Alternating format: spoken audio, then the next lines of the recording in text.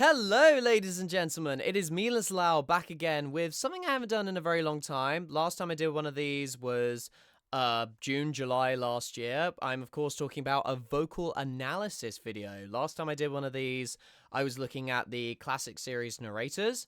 And I thought for this time around, I would look at a voice actor who not only do I consider them an amazing friend, but one of the people I most respect in the Thomas community on the voice acting side of things, in terms of versatility, talent, charisma, confidence, commitment to the craft, you name it. So, ladies and gentlemen, I am, of course, talking about Mr. Aaron Williams. This man can do it all.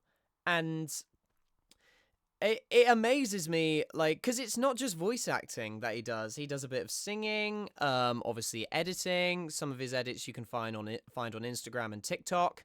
He also has a Trackmaster series where he builds layouts and he films in and around it. He's done some live acting as well on his channel, but talking to him, his main passion, from what I can see, is voice acting, and not only doing impressions, but also taking old characters and breathing new life into them.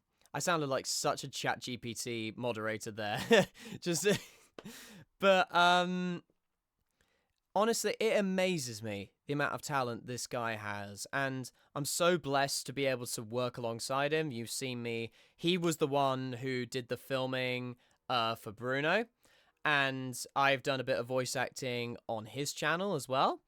Honestly, one of the most talented people, unsung talents of the Thomas and Friends community, I'd say. And I thought it'd be really interesting to really look into why his voice acting works and why it's so special, and how you can see, and not only, but also how can you see the passion of the work that he's doing, how much energy, how much emphasis he's pouring into it, and how he's constantly trying new things with different voices, whether it be new accents, new pitches, just really, really playing around with voices.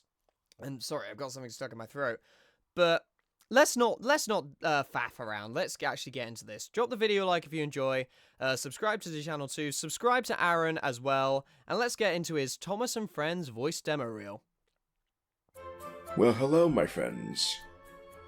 If you're looking for a voice actor in your Thomas projects, with a lot of versatility, a lot of energy, emotion, and captures the characters well, you've come to the right place, my friend.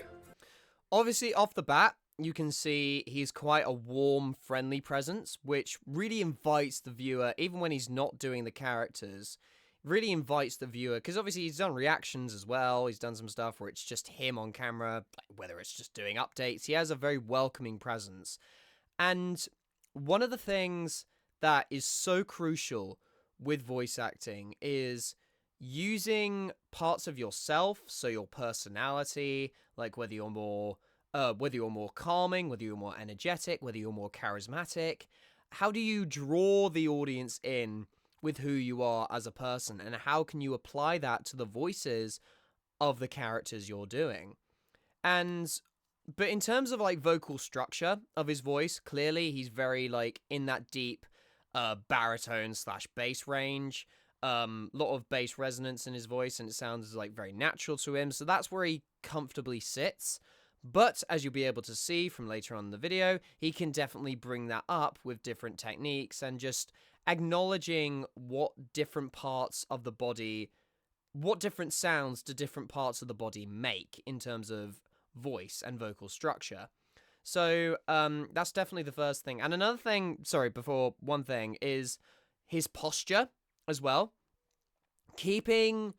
I'm giving a terrible example. I am absolutely awful with posture myself, but he definitely keeps himself nice and grounded, shoulders planted down.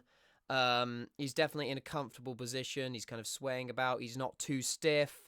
So I think once you're in a comfortable position like that, and that allows for better support and better projection into the microphone.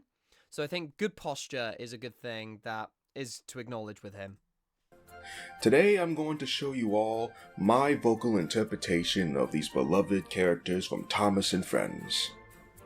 Note, these are the characters from seasons 1 through 12, except for Jack in the Pack, which will be a separate video. Ooh. Same goes with the CGI characters. So anyways, I hope you all enjoy. Now Henry can see the new trees growing strong and tall, and the animals that were frightened away are coming back. Sometimes it is very... Like I said, leaning into the characteristics of his own voice. Like I said, he's very prone to voicing deep voice characters, and his voice sits naturally in that register. So of course he's going to apply that to the narration. And one of the things that made the narrators work in the original material in the classic series was the kind of arcs of, what's the word I'm looking for here? The little tonal shifts, the like tonal patterns they had, that whether it's kind of like bringing it slightly up to like taking it back down. Now Henry can see the trees growing strong and tall. And so you're really playing around with fluctuations of tonalities, and I'm speaking gibberish to you guys, aren't I? But he's definitely playing around with the characteristics of the scene. It's very calming. You can hear he's kind of whispering. And so playing into those characteristics and playing into the characteristics of the scene and mixing that with your own voice and what kind of sits comfortably with you and what makes you distinct, that's what he's really leaning into. Quiet, and at other times, Henry could hear leaves rustling or a bird's wing brushing the air. Again, like certain inflections on the vocal, like leaves rustling or bird's wing brushing the air, like really bringing it out for that last bit to kind of create a soothing texture. Rustling, like it's a bit kind of bitter, emphasis on the rust. So really playing into like the wordplay and how that creates like an audio impact to the listener. Often he can hear the distant sound of children laughing, and always, he is happy here. 5, 6, 7, 8. Who do we appreciate? Practicing your numbers, Gordon. That's a good engine. I'm counting how many seconds late you are. What does that sign say? I'm glad I'm a splendid engine. So obviously, versatility. That's the main word here, versatility. How he's able to go from that deep voice that he sits very comfortable into, who do we appreciate? and that little, he has a little kind of vocal characteristic which he does, which is that little laugh for the higher pitched, cheekier characters, which adds so much character and personality, and it's adorable, but it's just also so cool that he's able to go from those deep voice characters really down here to using more of his head voice, and also so you notice with head voice it's kind of more aspirate sometimes, like you're kind of speaking a bit up here, but he manages to like make it sound fuller. Who do we appreciate? Like really bring it up to the front here. And sorry if I was looking up there. I was really concentrating to try and it's been a long day. Okay, I've been trying to get my vocals in my get stuff in my head so I can explain words in the thing. You know what I mean. The Fat Controller thinks I'm really useful. I had a race with Bertie once. I whooshed through the tunnel and stopped an inch from the buffers. Hello, Duck. That famous engine came through this morning. Edward is one of my favorite voices from him. I'm going to be honest. Like, really using the kind of a sort of croaky mechanism down here to aid the voice ever so slightly. Hello, Duck. That famous engine came by earlier. Really kind of adding age to the voice is so cool. And it's a healthy technique to do if you know how to, if you're like properly warmed up. You don't have to add like any kind of level of rasp to it. You just, there we go. Oh dear. Oh. And he whistled to me. Wasn't he kind? Again, just adding little things like the laughs and the little chuckles, really adding so much character and understanding the emotion of each scene. He's someone that, it just makes these characters, these trains, these vehicles feels so much more alive, and it's so incredible. The stuff that he does with his voice, and I'm in absolute awe. Take no notice. He's just jealous. Huh, look, he's coming now. If you can't push trucks properly, Henry, why not talk to a tree instead? You know how much you love the forest. As a matter of fact, Bossy Boiler, Sir Topham Hatt is inspecting the island for trees that are too close to the line. He's worried they might cause trouble. Pa! If I came upon a tree, I'd just push it aside. Oh, really? I can't see any. Where are they? Any what? Ideas above the station. The sky's empty. Again, deep voice character, changing his tone up there, using head voice. Like, head voice is your best friend if you want to do, like, and really developing a head voice is your best friend if you want to, if you're quite, like, lower pitched naturally in terms of voice, but using your head voice and really getting yourself into those higher pitched characters. I can't see any ideas above my station. I mean, obviously, that's an Americanized, but I would typically do it in a British accent. But for him, it's like, the sky's empty. Like, really kind of using that. Like your smoke box, Percy. One day I'll show you just what a big engine can really do. So, what can a big engine really do? Well, for starters, not speaking to silly little green engines. Hello, Percy. Roasted. Oh, Thomas, I've been worried about you. Bertie says he lost a coal truck today. I'm sorry, you two. Diesel heard every word you said. I'm going after him to see what he does next. You better carry on and get the mail delivered. Oh, you're very brave, Toby. Oh, Diesel won't bother with an old engine like me. He thinks I'm really useless. One thing I've noticed, and this happens a lot when you're doing dark, it's kind of an instinctual thing. When you're doing quote-unquote impressions of characters, not only are you trying to match the tone and pitch, I do this all the time, but when you're matched, there's a certain quote, you try to say it instinctively in the same way of how it was originally said in the movie. Well, she thinks I'm really useless. Like, so trying to mimic not only the tonal patterns, but like the pacing of how it's said. It's such an instinctive thing, and so I think it's a lot of the time we're so focused on the pitch of impressions, but it's also really seeing how people can mimic, like, how certain words are paced, what little inflections do they have, like little voice characteristics they do. I think really paying attention to those little details will, and like paying attention to them not only helps you suppress them if you don't want that to happen, if you want your own spin on a character, but it also allows you to be in more control, knowing that you're kind of, you tap into that instinctive nature where it's just like you are talking, you are trying to mimic how this line is said, and you want to apply that to, say, a different line.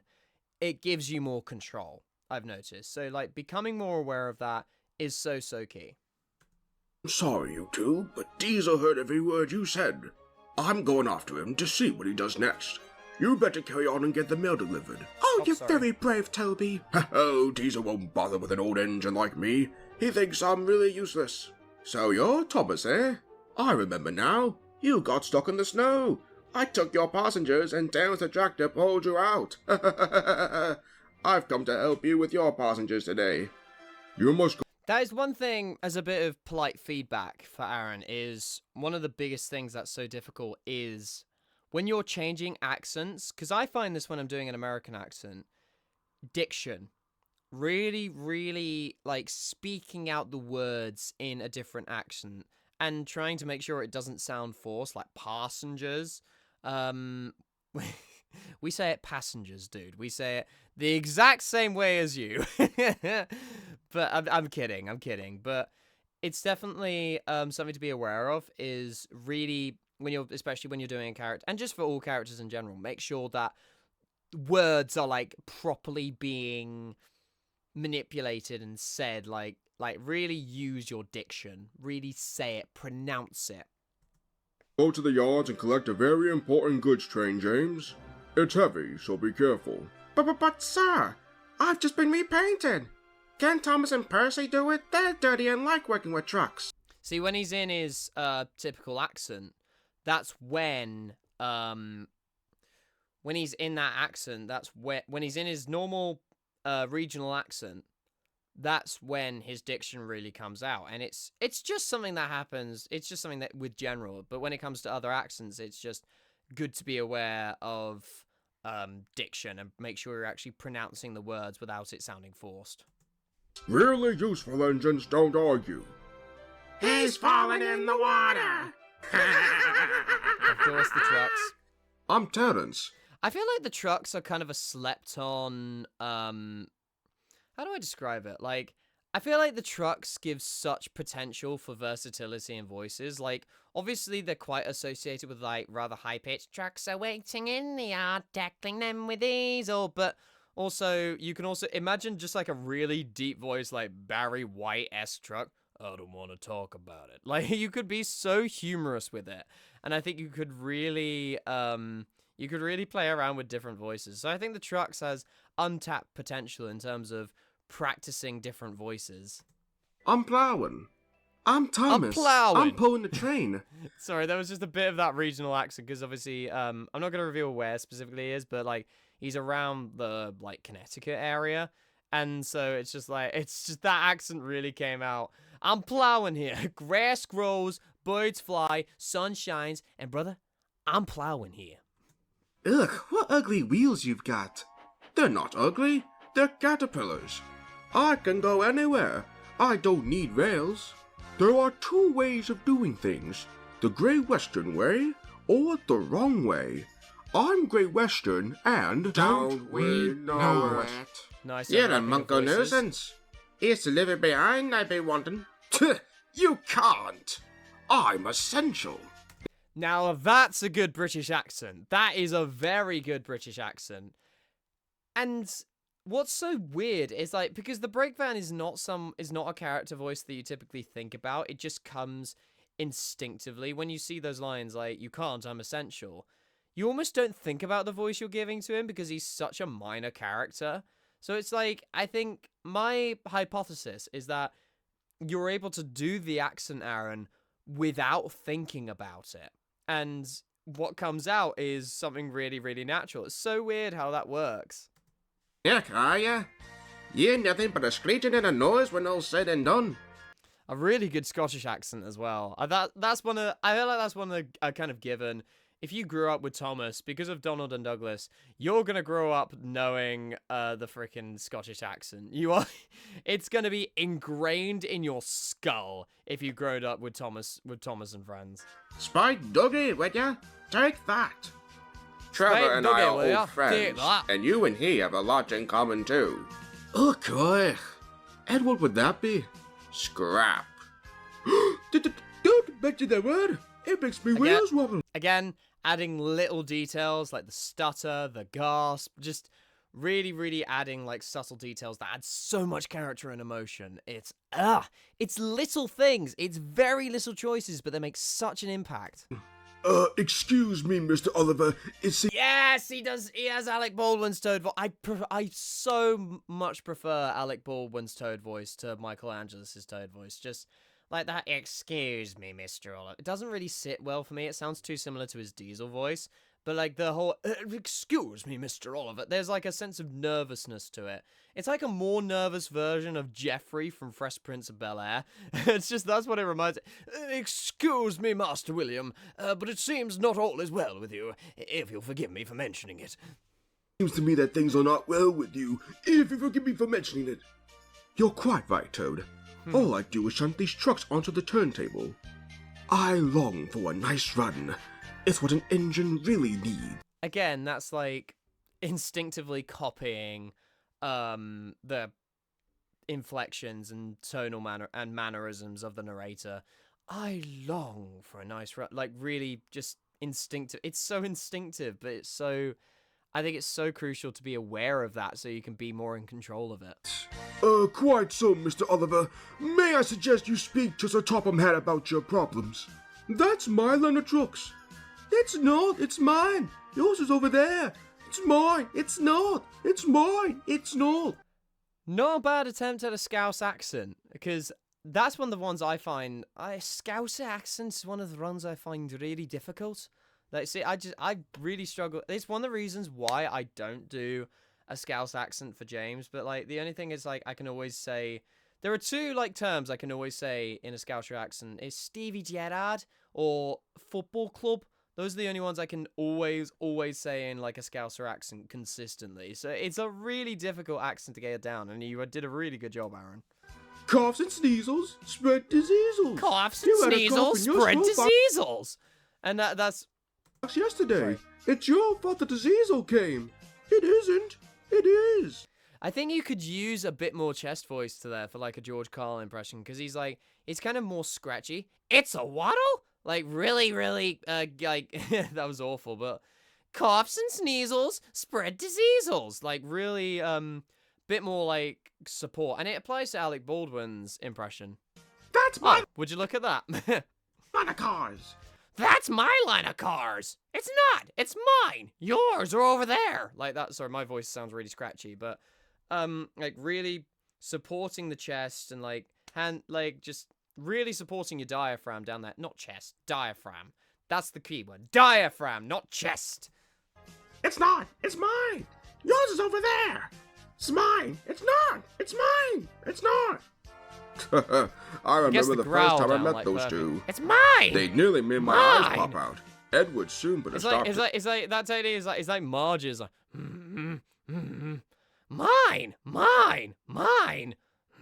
homie. Like, their games. Very similar technique. Edward is the only one that can keep Bill and Ben in order. I sometimes call them the Bees. A good name. They're terrors when they start buzzing around.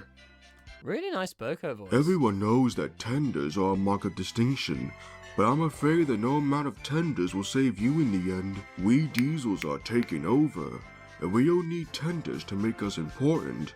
Not even one. Divinely evil. Oh, that was my favorite. I'm gonna be honest, that was my favorite one so far. Your click clunk gets better soon. I love villain voices, okay? What can I say? See you later, Rattler. Everyone knows that tenders are a mark of distinction, but I'm afraid that no amount of tenders will save you in the end. We Diesels are taking over. I thought I was your Starscream. No. If you guys don't know, I've done Starscream for him. And we don't need tenders to make us important. Not even one. Yes, you'll see, Lord Megatron, as Diesels are taking over. Oh, crap. Just get smacked in the face. It's the Bees. They're all in these boxy things called beehives. I'm taking them to the station.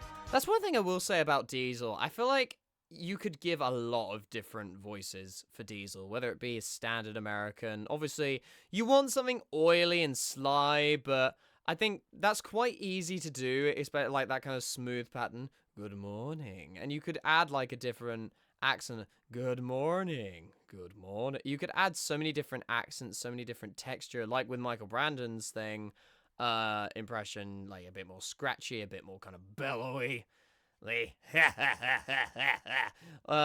So I think Diesel is a voice you can't really go wrong with in terms of like your own interpretation of it. The vicar says his bees make good honey, and he's giving some of them to his friends. Real team flyboy, chaps. Hello. Sorry, Percy. Can't talk. I'm on high alert. This is kind of like Warrior-esque technique. Sorry, Percy. Can't talk. I'm on high alert. Like, obviously not quite, but it's a similar, you can do it's like, not on high alert.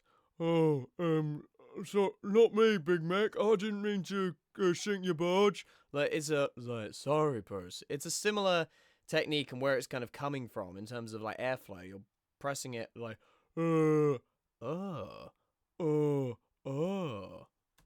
Why? Bad weather's due. My help's always needed. Mind how you go, Percy. Huh. I know Bertie. He's too small in size to be any use. But Scarloey, I've been bumped again. Now I have to be repainted. And you have to stop bumping into things, Linnaeus. What a small shed. Decent Welsh accent.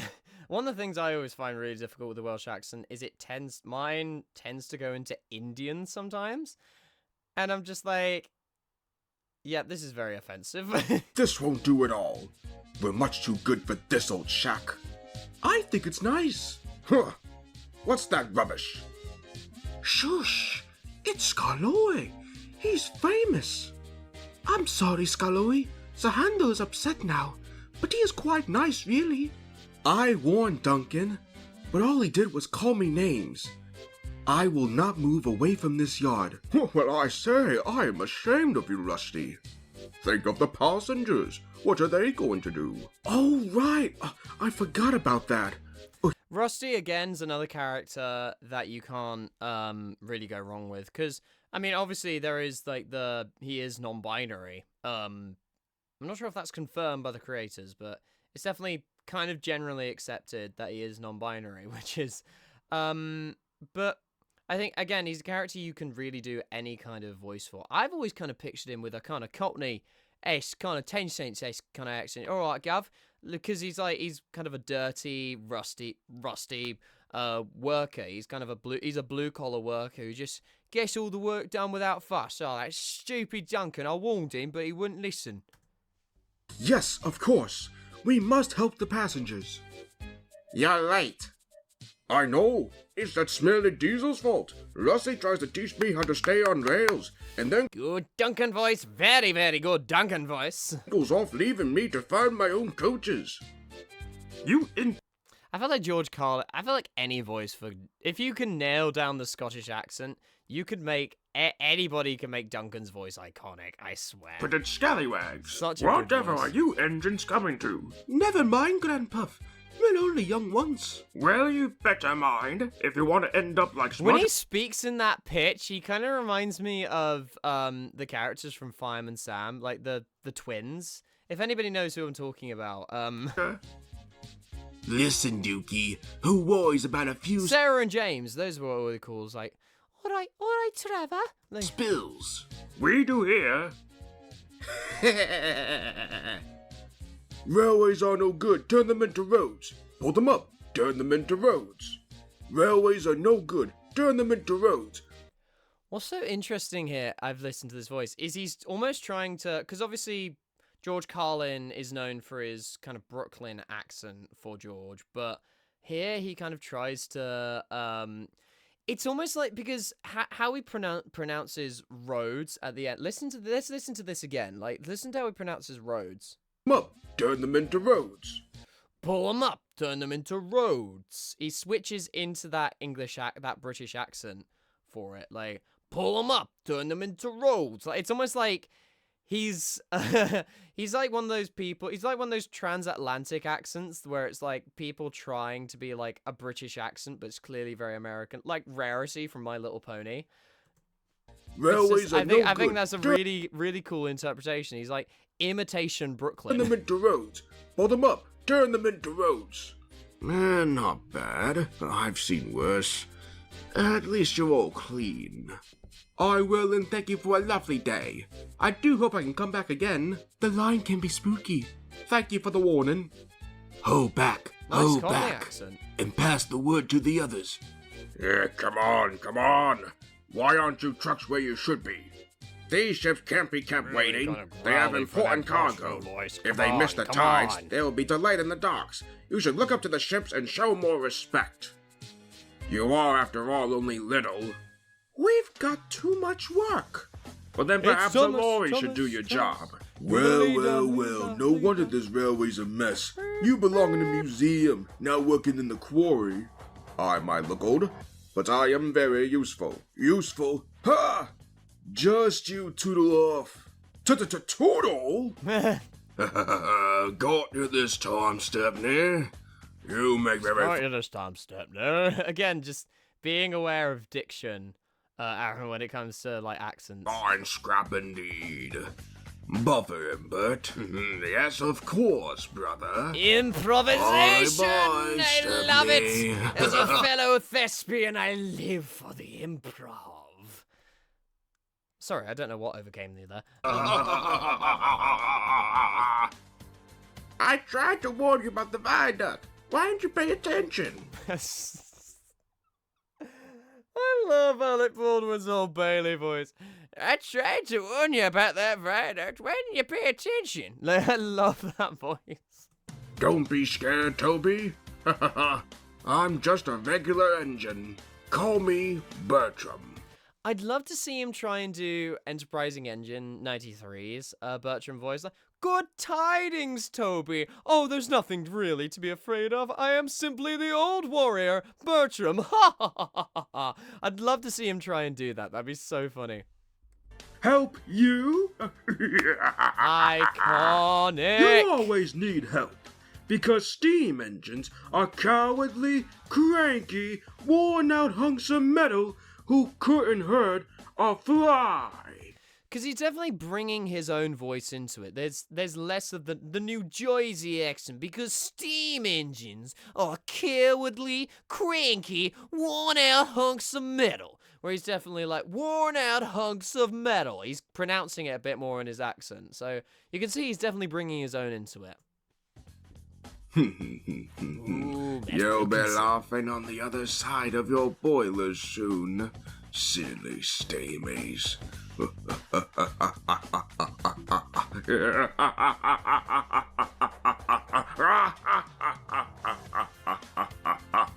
Oh, yes. Very head voicey where it's like, typically with evil laughs, the more powerful ones, you really need to tap into the diaphragm. Like really kind of like belly laughs to really add the impact. Whereas, so that's just something to keep in mind. But it's still such a great evil laugh though. It still really, really works. I just really like to see him, to get more projection on emphasis, really like dig into the chest, because you've got an amazing evil laugh in the works there. Boss, I'm right here. Oh, I love, this was how I first met him, was his splatter and dodge voice. We did, for someone who we don't work with anymore, we were in a redub together. I was Diesel 10, he was splatter and dodge. And that was how we started commenting and how we first met. So, oh, this is getting quite nostalgic for me. Alright, listen you two, I got a job for you, Splodge. I got a Actually, job for it's you, a Splatter. Splodge. And Dodge. Well, I ain't got time to say both names. Just the way he's at that end, to say he ends of that. He ain't got time to say both names. Like, it's like, I'm just picturing him just like clicking his fingers like that. It's like, Diesel 10 could be a real diva. Well, I ain't got time to say both names, sweetheart. Follow me, partner. Whoa! Right this way to Bufferville. Just a walk in the park. We're going through, Lily. Here we go from here You're on your own from here on in, little blue buckaroo. Yeehaw! Yahoo! Yahoo! What's the longest train you ever pulled? Have you ever worked Marseille?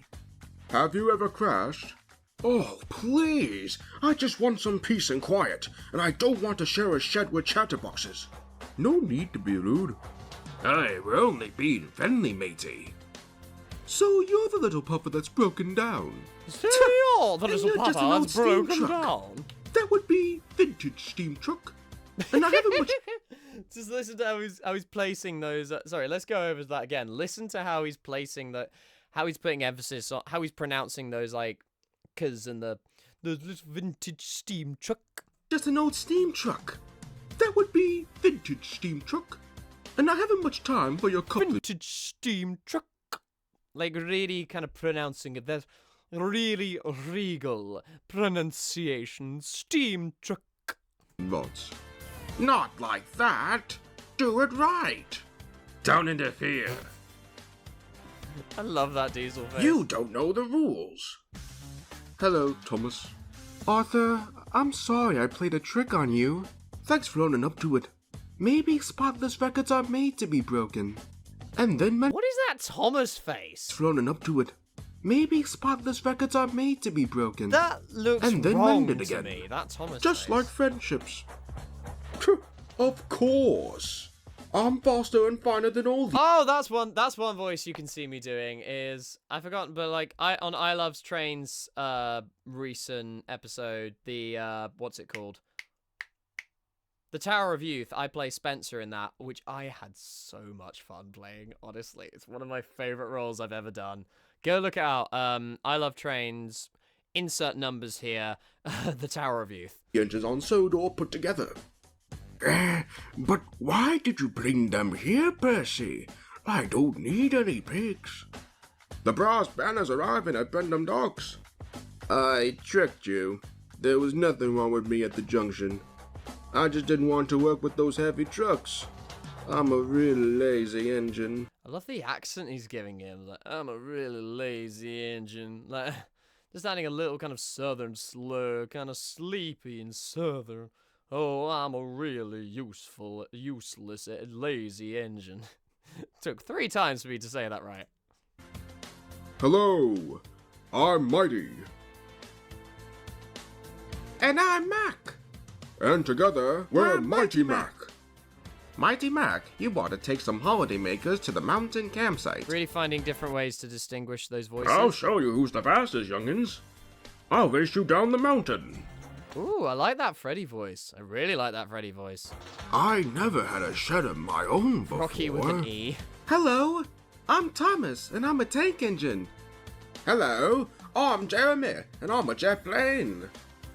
Like, I know I'm on his back about diction and stuff like that and other accents, but sometimes it kind of works. Hello, I'm Jeremy. Like, it's really, like, it's almost like he's almost either like a different accent is coming out entirely that really works, or it's just like he's a fraud. Like, Jeremy's like fake British. He's almost like, because he's gone around the world so many times and like he's gone to all these different countries, he's picked up all these different accents and he can't decide what is his normal voice anymore. That's like, hey, what's up, Thomas? My name's Jeremy. Like, it must cannot be decide wonderful what being able accent to he fly. has. It is. I can go anywhere I want. Flying is the most fun in the world. Hello, Emily. My name's Whiff, because I'm a bit smelly. You're going to help me collect rubbish. Stop telling me what to do, Thomas. You are a very bossy engine. Keep That really bossy engine. Like, kind of really nasally. Stop telling me what to do, Thomas. You are a really bossy engine. Howdy, Thomas. Now, you look like one of the finest little engines I've ever seen. I'm sorry, I have to do this. Baby, lock the doors and turn the lights down low. I don't know the rest of the lyrics, my God. Well, ladies and gentlemen, that is Aaron Williams and... Hang on. How much more was left? Oh, thank you for watching. Enjoyed all my characters. Yes, I thoroughly did. But, concede my point. And, like, obviously, not a technically perfect voice actor, but what I really want to emphasize is he's someone that plays into his own, like, vocal characteristics and uses what his voice and what he can do with his voice and where it stands out and just really emphasize it and use it in his character voices to create such a, like, enriching experience for the viewer, to draw the viewer in and believe that these are actual characters, because that's what's so special to Thomas about me in terms of voice, like, and why I think voice acting needs more recognition, because these characters need to feel real. That's what drew me on the original series, is these are trains that felt real to me, and I fell in love with these characters because of it, because they felt so real. And that's what he does, adding emotions, like little vocal mannerisms and making them all so distinct, and but still, like, to the point where it's slightly cartoonish in a way. Well, I say cartoonish, like, Thomas has had this weird thing, and I think it's because it's the product of character voices being done by the narrator for so long, but characters have, then it's not naturalistic voice acting, but it's still like characters still have like tonal patterns and still have like distinct, almost cartoonish voices. And I think that's a product of the fact that a narrator was doing it. It was one person like throwing themselves at all these characters to really make them stand out to the child they might be reading it to. So, but honestly one of the most talented people I know. And I know with practice and with time and with continued commitment and passion that you have so much of, Aaron, you are going to go so fucking far, my friend. And I'm in love with your work. So many others are in love with your work, and just keep doing what you're doing, man, because you're really going places. So that sounds awful. I just realized, oh, this kid's going places. I don't mean it in that way, not in the meme sense, but you know what I mean. Happy birthday, man.